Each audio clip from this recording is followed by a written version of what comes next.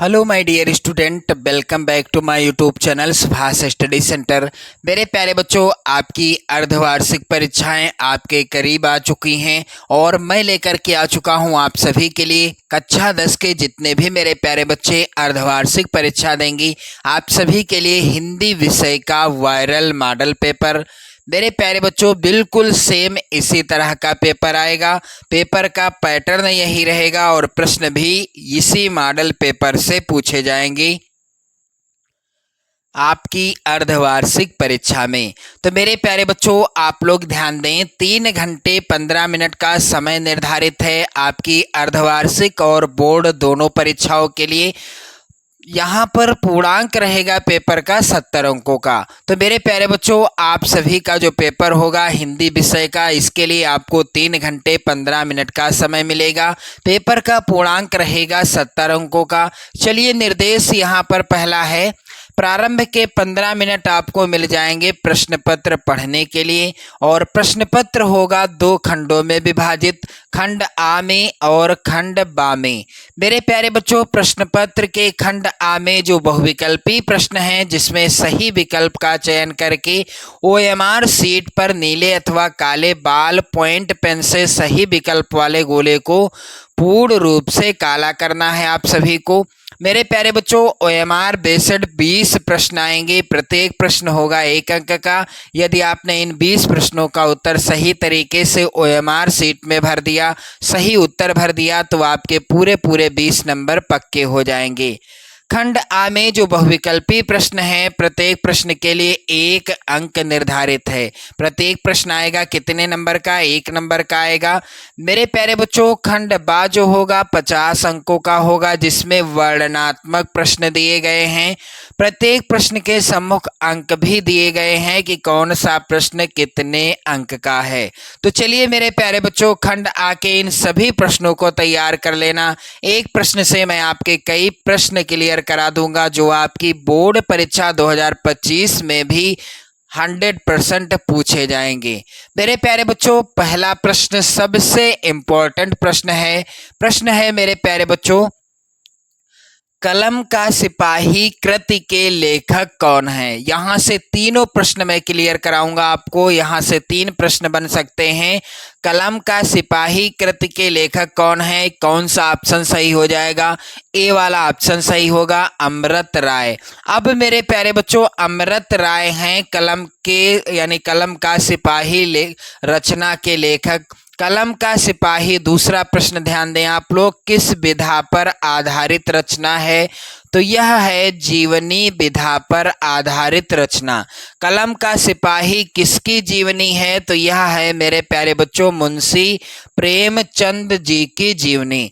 यदि प्रश्न आता है कलम का सिपाही के लेखक, तो उत्तर होगा अमृत राय। यदि प्रश्न आता है कलम का सिपाही किस विधा पर आधारित रचना है, तो उत्तर हो जाएगा जीवनी विधा। और यदि प्रश्न आता है कलम का सिपाही किसकी जीवनी है, तो उत्तर क्या होगा? मुंशी प्रेमचंद। एक प्रश्न से आपके कई प्रश्न क्लियर हो गए। मेरे प्यारे बच्चों, चलिए आगे बढ़ते हैं और अगला प्रश्न है सबसे ज्यादा इंपॉर्टेंट। कह रहा है मेरे प्यारे बच्चों, ध्रुव स्वामिनी नाटक के लेखक कौन हैं?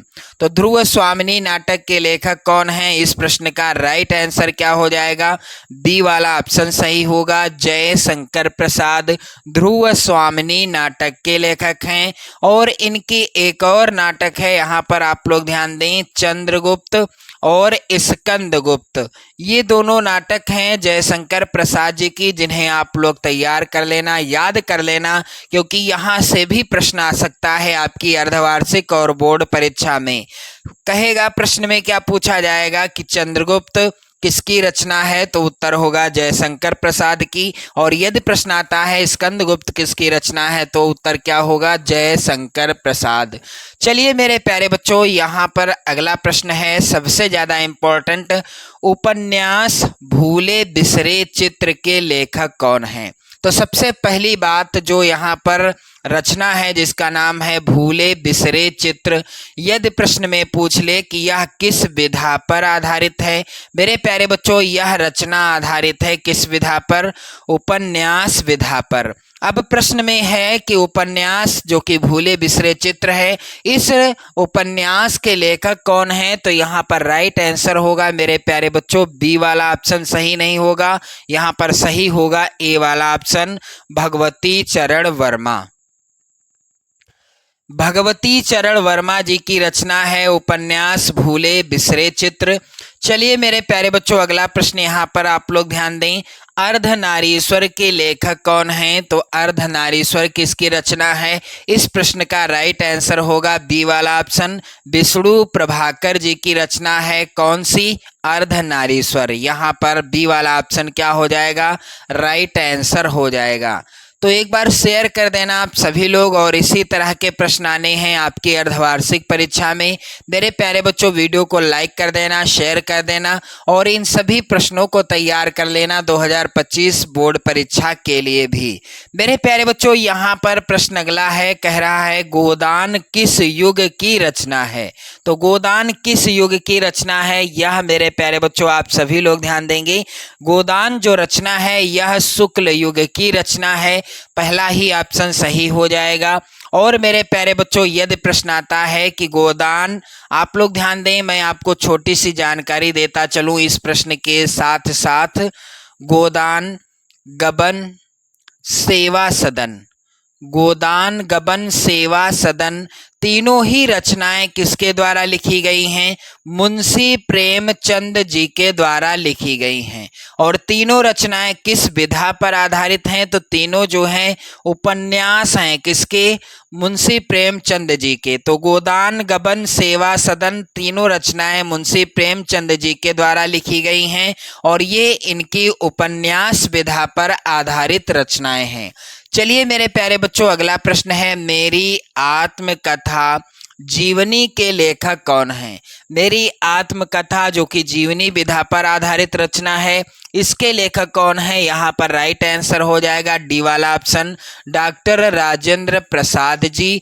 मेरी आत्मकथा जो कि जीवनी विधा पर आधारित है, आप जो है यहाँ पर ध्यान दीजिएगा, डॉक्टर राजेंद्र प्रसाद जी की रचना है। चलिए अगला प्रश्न है, कह रहा है नीरजा के रचनाकार कौन हैं? तो नीरजा किसकी रचना है? तो नीरजा और यामा, ये दोनों रचनाएं, नीरजा और यामा दोनों रचनाएं किसकी हैं? महादेवी वर्मा जी की हैं।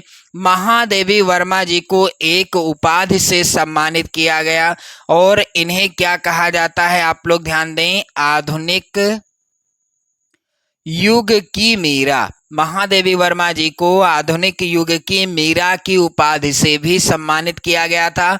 चलिए अगला प्रश्न है यहाँ पर, द्विवेदी युग की कालावधि या समय सीमा क्या है? तो मेरे प्यारे बच्चों, इसका राइट आंसर क्या हो जाएगा?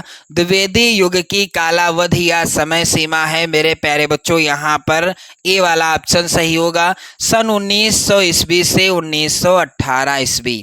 अब द्विवेदी युग किसके जो है नाम से पड़ा, यानी किस लेखक के नाम से इनका जो है कौन लेखक थे जिनके नाम से द्विवेदी युग का नामकरण हुआ? तो महावीर प्रसाद द्विवेदी जी। महावीर प्रसाद द्विवेदी जी के नाम से ही द्विवेदी युग जो है लेखक, यानी ये थे महावीर प्रसाद द्विवेदी जी, और इनके नाम से ही युग का नामकरण हुआ था। और इन्होंने एक पत्रिका का संपादन किया था जिसका नाम था मेरे प्यारे बच्चों सरस्वती पत्रिका। आप लोग ध्यान देंगे, इसको जरूर तैयार कर लेंगे। सरस्वती पत्रिका के संपादक कौन थे? यदि प्रश्न आता है तो राइट आंसर हो जाएगा मेरे प्यारे बच्चों महावीर प्रसाद द्विवेदी।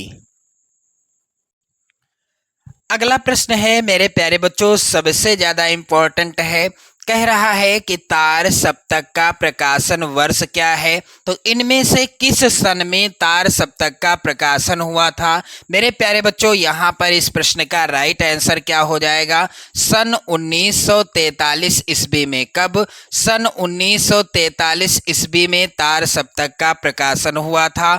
और किसने किया था? तो इसका राइट आंसर होगा सच्चिदानंद हीरानंद वात्स्यायन अज्ञे जी ने सन 1943 ईस्वी में तार सप्तक का संपादन किया था। चलिए मेरे प्यारे बच्चों, अगला प्रश्न है, कह रहा है शुक्ल युग की समय सीमा क्या है? वेरी वेरी इंपॉर्टेंट प्रश्न आपकी बोर्ड परीक्षा 2025 के लिए भी। शुक्ल युग की समय सीमा क्या है? तो मेरे प्यारे बच्चों यहाँ पर राइट आंसर क्या हो जाएगा? बी वाला ऑप्शन राइट आंसर होगा। सन 1919 ईस्वी से 1938 ईस्वी तक। और शुक्ल युग किसके नाम से हुआ, यानी किस लेखक के नाम से शुक्ल युग का नामकरण हुआ? मेरे प्यारे बच्चों आचार्य रामचंद्र शुक्ल जी के नाम से शुक्ल युग का नामकरण हुआ। चलिए अगला प्रश्न है यहाँ पर। हा रघुनंदन प्रेम परीते तुम बिन जियत बहुत दिन बीते। तो यहाँ पर आप सभी लोग ध्यान दीजिएगा, यदि आप किसी के बिना जी रहे हैं इसका मतलब है कि आप दुखी हैं, यानी आप जो है शोकग्रस्त हैं। और शोक क्या है? करुण रस का स्थायी भाव है। प्रश्न यहाँ है कि इन पंक्तियों में रस कौन सा है? तो यहाँ पर ए वाला ऑप्शन सही होगा। करुण रस का स्थायी भाव क्या है? शोक है। और रौद्र रस का स्थायी भाव क्या है? क्रोध है। चलिए मेरे प्यारे बच्चों यहाँ पर हास्य रस का स्थायी भाव क्या है? हास है, आप लोग याद रखिएगा। वीर रस का स्थायी भाव है उत्साह। तो मेरे प्यारे बच्चों आप इसे जरूर क्लियर कर लीजिएगा। अगला प्रश्न है यहाँ पर, आप सभी लोग ध्यान देंगे। आहुति सी गिर चढ़ी चिता पर चमक उठी ज्वाला सी। उपर्युक्त पंक्ति में अलंकार कौन सा है? तो यहाँ पर मेरे प्यारे बच्चों अलंकार है कौन सा? यहाँ पर है उपमा अलंकार। यहाँ पर आप सभी लोग ध्यान देंगे, उपमा अलंकार है, क्योंकि मेरे प्यारे बच्चों यहाँ पर क्या की गई है? तुलना की गई है। और बी वाला ऑप्शन हो जाएगा राइट आंसर। चलिए मेरे प्यारे बच्चों अगला प्रश्न यहाँ पर आप लोग ध्यान दें। प्रश्न है कि सोरठा छंद के दूसरे और चौथे चरण में मात्राएं होती हैं।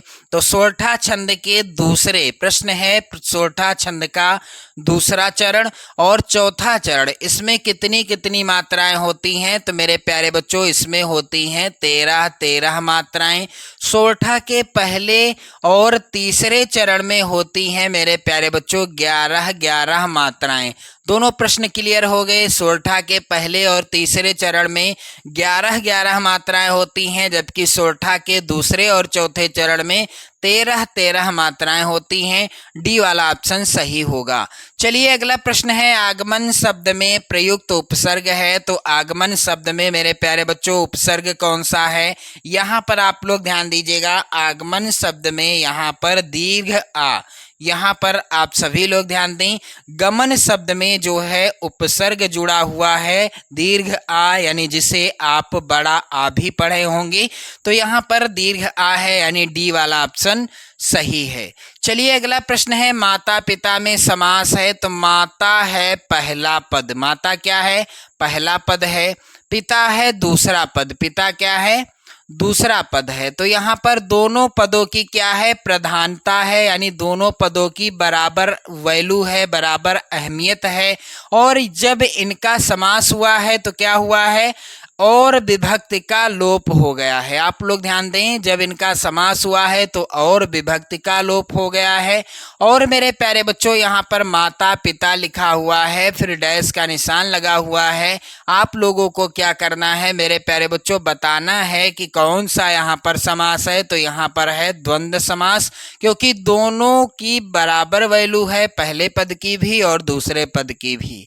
चलिए अगला प्रश्न है मेरे प्यारे बच्चों, पृथ्वी का पर्यायवाची शब्द नहीं है। तो यहाँ पर आप लोग ध्यान दें, भू, धरा और वसुधा ये सभी पृथ्वी के पर्यायवाची शब्द हैं, लेकिन यहाँ पर आप लोग ध्यान दीजिएगा, लेकिन ये जो प्रसून है डी वाला ऑप्शन, यह पृथ्वी का पर्यायवाची नहीं है। चलिए मेरे प्यारे बच्चों अगला प्रश्न है यहाँ पर, युष्मद का सप्तमी एक वचन का रूप क्या होगा? तो मेरे प्यारे बच्चों यहाँ पर बी वाला ऑप्शन सही हो जाएगा, तो ये हो जाएगा। अगला प्रश्न है, अर्थ के आधार पर वाक्य के कितने भेद हैं? तो अर्थ के आधार पर मेरे प्यारे बच्चों वाक्य होते हैं 8 प्रकार के, बी वाला ऑप्शन सही होगा। चलिए अगला प्रश्न है, तुमसे सोया नहीं जा सकता, वाक्य में वाच्य क्या है? तो तुमसे सोया नहीं जा सकता, यहाँ पर कौन सा वाच्य है? यहाँ पर बी वाला नहीं, सी वाला ऑप्शन सही होगा, भाववाच्य। अगला प्रश्न है मेरे प्यारे बच्चों, भाषा की सबसे छोटी इकाई क्या है? तो भाषा की सबसे छोटी इकाई होती है अक्षर या वर्ण। मेरे प्यारे बच्चों, यहाँ पर राइट आंसर क्या हो जाएगा? ए वाला ऑप्शन सही हो जाएगा। इसके बाद आप देखेंगे खंडबा, जो कि होगा वर्णनात्मक प्रश्नों पर आधारित, 50 नंबर का होगा खंडबा। चलिए यहाँ पर पहला प्रश्न है, निम्नलिखित गद्यांश पर आधारित 3 प्रश्नों का उत्तर दीजिए। 6 नंबर का आएगा गद्यांश पर आधारित प्रश्न। और आप सभी यहाँ पर देखें, सबसे ज्यादा इंपॉर्टेंट गद्यांश है। कह रहा है कुसंग का ज्वर सबसे भयानक होता है, यह केवल नीति और सद्वृत्ति का ही नाश नहीं करता बल्कि बुद्धि का भी क्षय करता है। किसी युवा पुरुष की संगत यदि बुरी होगी तो वह उसके पैरों में बंधी चक्की के समान होगी, जो उसे दिन दिन अवनत के गड्ढे में गिराती जाएगी, और यदि अच्छी होगी तो सहारा देने वाली बाहु के समान होगी, जो उसे निरंतर उन्नत की ओर उठाती जाएगी। तो मेरे प्यारे बच्चों, यहाँ पर आप देखेंगे इस गद्यांश का पहला प्रश्न है। कह रहा है मेरे प्यारे बच्चों प्रश्न कि उपर्युक्त गद्यांश का संदर्भ लिखिए। तो आपको मैं बता दूं कि यह जो गद्यांश है यह लिया गया है मित्रता पाठ से, और मित्रता पाठ के लेखक कौन हैं? आचार्य रामचंद्र शुक्ल जी मित्रता पाठ के लेखक हैं। चलिए यहाँ पर अगला प्रश्न है, रेखांकित अंश की व्याख्या। तो रेखांकित अंश की ही व्याख्या करनी है। अथवा में यहाँ पर आप लोग ध्यान दीजिएगा, अथवा में भी एक यहाँ पर गद्यांश है, ईर्ष्या से बचने का उपाय मानसिक अनुशासन है।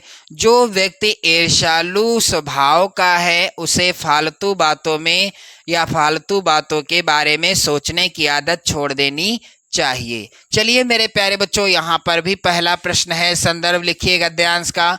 तो यह लिया गया है, ईर्ष्या तू ना गई मेरे मन से, गई मेरे मन से, ईर्ष्या तू न गई मेरे मन से।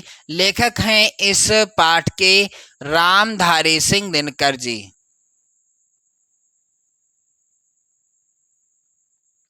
रामधारी सिंह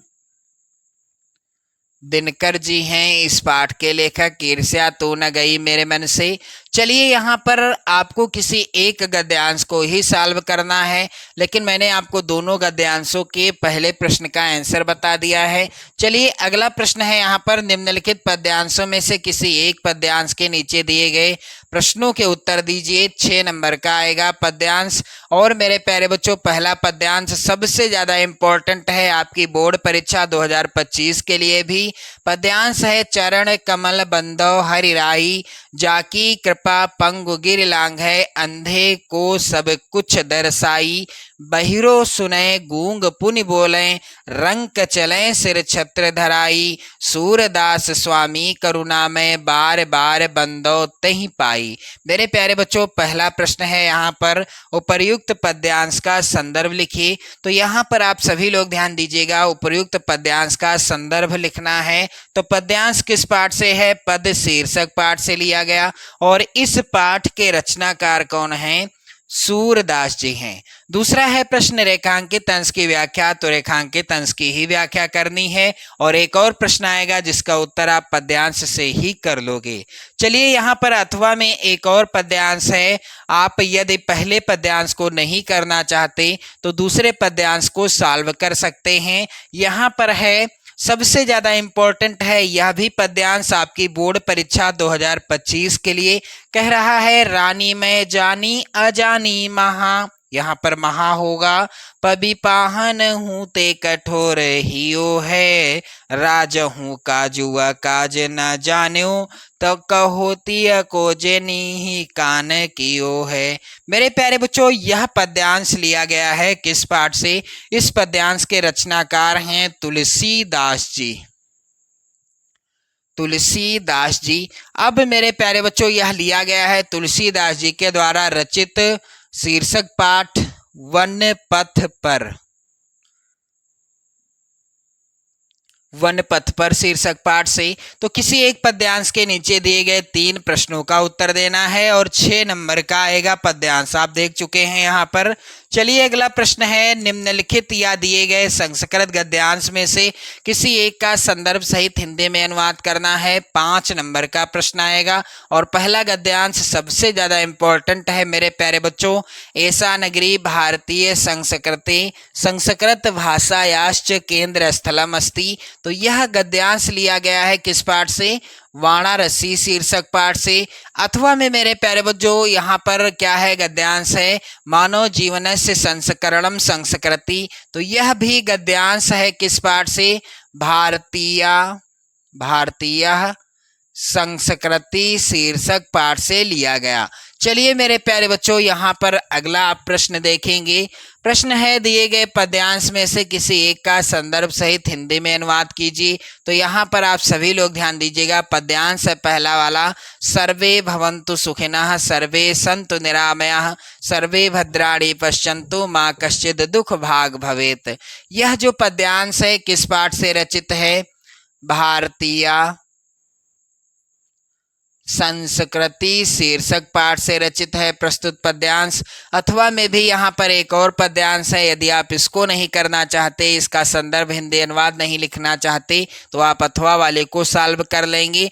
चलिए यहाँ पर है प्रश्न, यहाँ पर वही है, अथवा में पूछा गया है। तो सार्था प्रवस्तो मित्रम भार्या मित्रम गृहे सता आतुरस्य भिषक मित्रम दानम मित्रम मरिष्यता। मेरे प्यारे बच्चों यहाँ पर आप लोग ध्यान दें, इसका संदर्भ क्या होगा? तो यह है लिया गया किस पाठ से? जीवन सूत्राणि शीर्षक पाठ से। जीवन सूत्राणि शीर्षक पाठ से। चलिए मेरे प्यारे बच्चों आप लोग ध्यान दें, प्रश्न संख्या 5 जो कि ऐसा आएगा, अपने पठित खंड काव्य के आधार पर निम्नलिखित प्रश्नों में से किसी एक का उत्तर देना है। तो जो भी खंड काव्य आपके जिले के लिए निर्धारित है उसी खंड काव्य के किसी एक प्रश्न का उत्तर दीजिएगा। मेरे प्यारे बच्चों 3 नंबर का प्रश्न आएगा।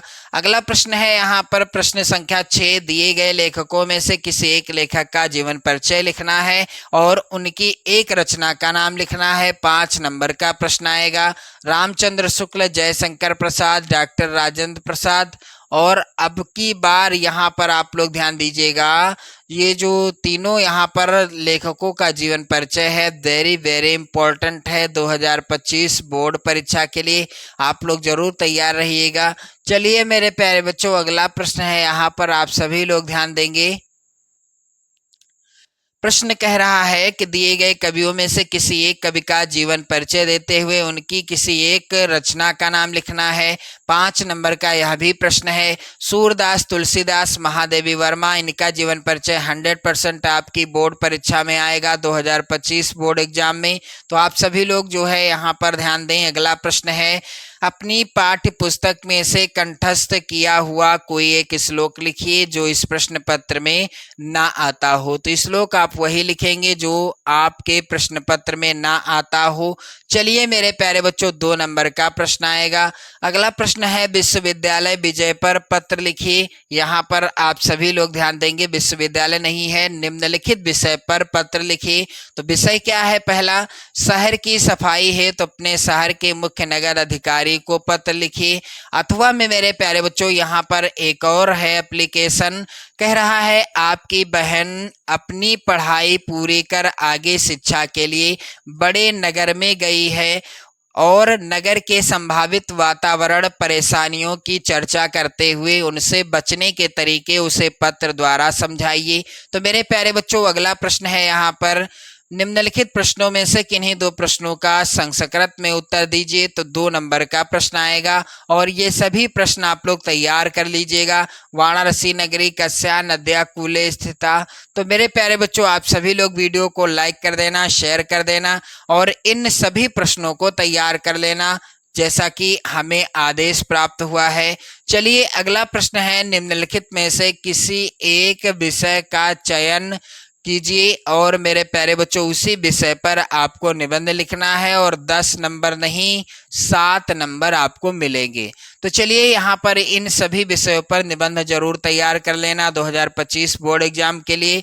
कह रहा है कि विज्ञान अभिशाप या वरदान, दूसरा है विज्ञान जो है यहाँ पर प्रदूषण की समस्या और समाधान। तीसरा प्रश्न है मेरे प्यारे बच्चों, आप सभी लोग ध्यान दीजिएगा,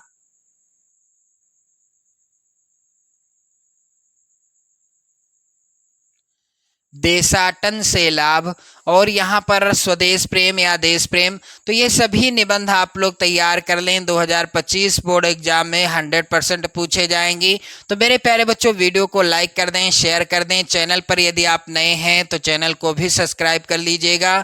जय हिंद।